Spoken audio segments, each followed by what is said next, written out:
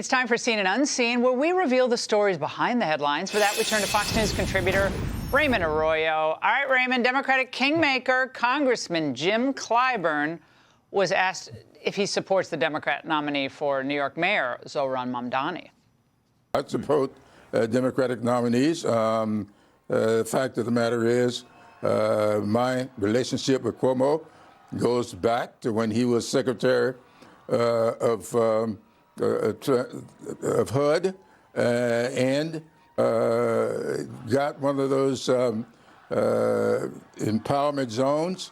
So let's just accept the fact that we all go through processes. I lost 3 times before I ever won.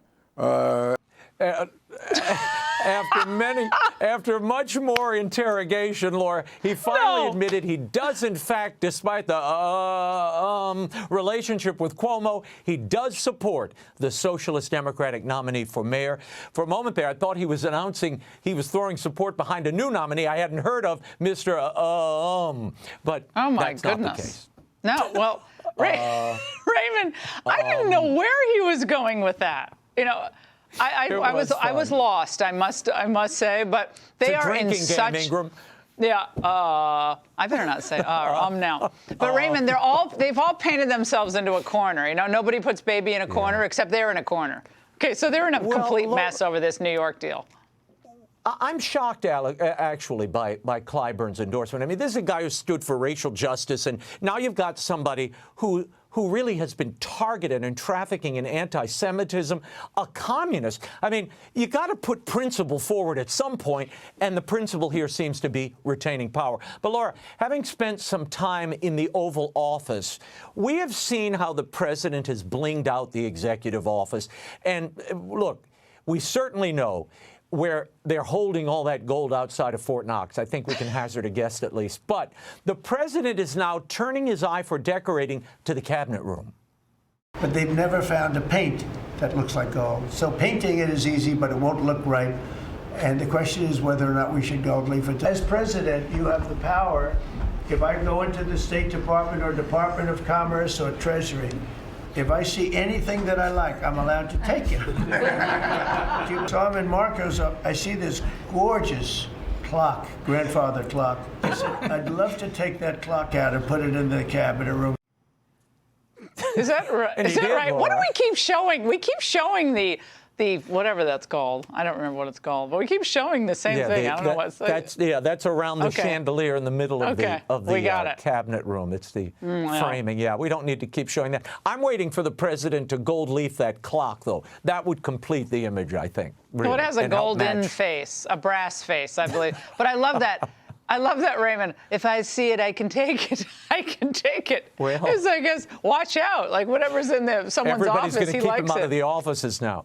Yeah, exactly. Well, Raymond, at a time when 83-year-old Martha Stewart is setting aesthetic trends, maybe the president's trying to set his own here. Well, you know, Stewart is all about garden to table, or Trump is more like gold mine to wall. But I don't think he'll be embracing the nature bathing trend. I could have been sunbathing on the beach. You have never seen a body so beautiful. Much better than Sleepy Joe. Oh, my gosh. He told Juicy today that he hadn't sunbathed since he was 7. So I guess that's out, Laura. He just doesn't have the time for it. So that's a good thing. But he is, you know, people say he's not self-deprecating, but he actually is. And he's very funny about it. Like my beautiful, luscious hair, you know, he does that a lot, but it's very funny. Well, as you know, he keeps a tight schedule, and some of these African leaders discovered that today at this important meeting. I appreciate it very much.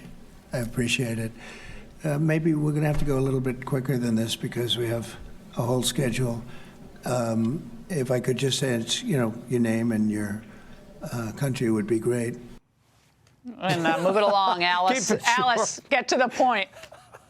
It's like Edith. But you know what? Edith, But come this on, is wrap it up. This is a very important meeting. He had 5 African leaders there, and they were really there to help. Because we got rid of aid, he's replacing it with trade. He's trying to do an outreach that the Chinese have been doing for years, dominating the Western African ports and those rare earth minerals. And Zambia. Trump even complimented them for a moment. Watch this. Well, thank you, and such good English, such beautiful. Where did you learn to speak so beautifully? Where were you educated? Where? Yes, sir. In Liberia. Yes, sir. Well, that's very interesting. What? There was a lot of compliments, Laura, for peace and being able to speak English. That is the official language in Liberia, is English. Well, So, given good. what we've heard from some of the protest class in the streets, the anti-ICE people, I think the praising people's English and diction is fantastic. But I think look, this is where Trump does not get enough credit. He is trying to forge new relationships with these countries and say, look, it'll be better for you, more prosperous for you, safer for you. You'll have more freedom if you partner with us. That's good stuff. Jamison Greer, the USTR, was sitting next to him. Rare earths, Laura. Absolutely. We need these minerals. Remember, Raymond, if I see it, I can take it. Raymond Arroyo, thank you. Hey, Sean Hannity here. Hey, click here to subscribe to Fox News YouTube page and catch our hottest interviews and most compelling analysis. You will not get it anywhere else.